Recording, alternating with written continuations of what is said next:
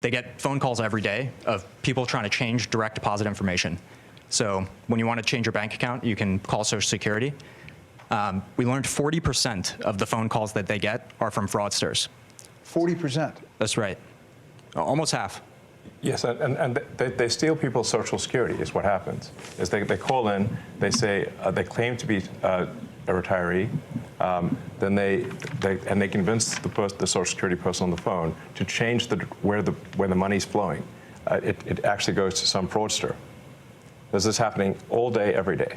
And then somebody doesn't receive their Social Security. It's because of all the fraud loopholes in the Social Security system. How do you reassure people that what you all are doing is not going to affect their benefits?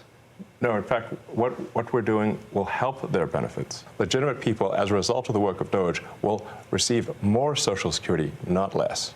I want to emphasize that. As a result of the work of Doge, legitimate recipients of Social Security will receive more money, not less money. All right. I want to emphasize that point and let the record show that I said this, and it will be proven out to be true. Let's check back on this in the future. So, Washington Post, the Social Security Administration website crashed 4 times in 10 days this month because the servers were overloaded, blocking millions of retirees and disabled veterans from logging into their online accounts. Freaked people out. Is that going to change? Yes, we're going to make sure that the website stays online. Yeah. I mean, but is it a result of going in there or something you're doing? No.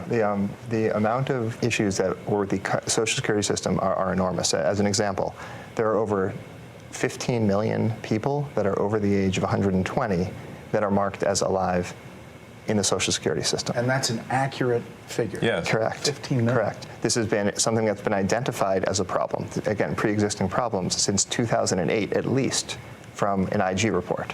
So there were some great people working at the Social Security Administration that found this, 2008, and nothing was done.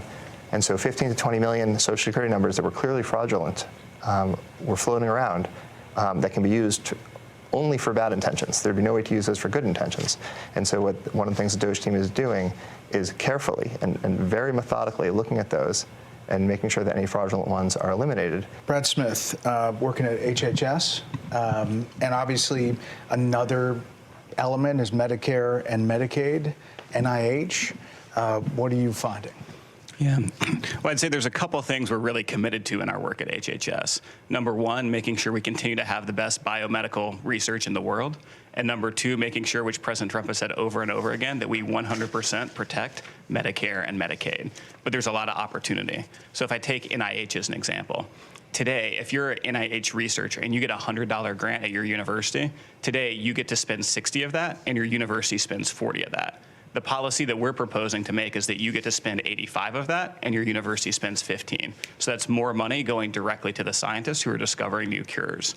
Another example at NIH is today they have 27 different centers. They got created over time by Congress, and they're typically by disease state or body system. There's 700 different IT systems today at NIH. 700 different IT systems. IT software systems. They can't speak to each other. And so they don't talk to one another. They have 27 different CIOs.